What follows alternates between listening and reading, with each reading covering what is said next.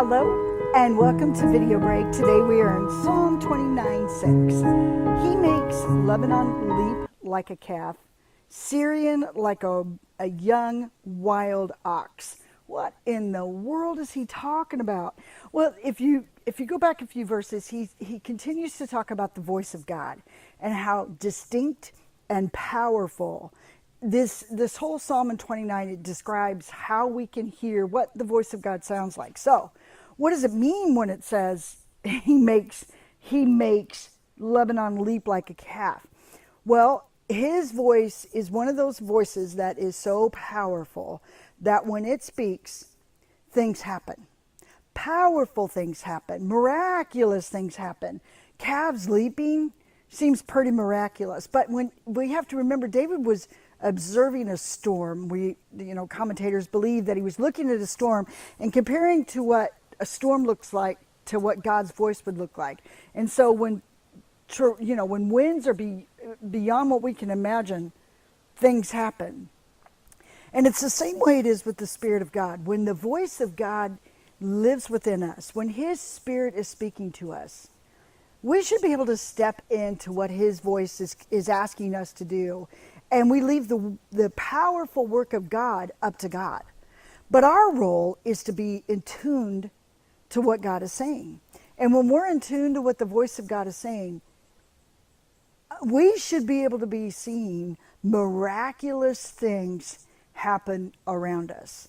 Because why? Because we're looking, we're hearing, we're observing. We're in that we're participating with the Spirit of God. And are you convinced, I guess is one of my questions today, are you convinced that there's nothing that the power of God cannot do?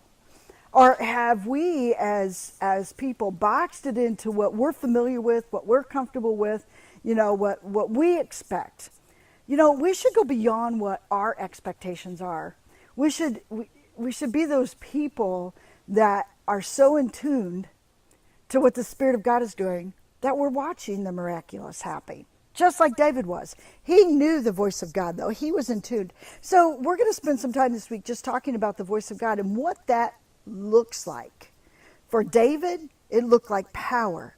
One of the ways that he could recognize it was by the powerful way the wind of the Spirit blew among him.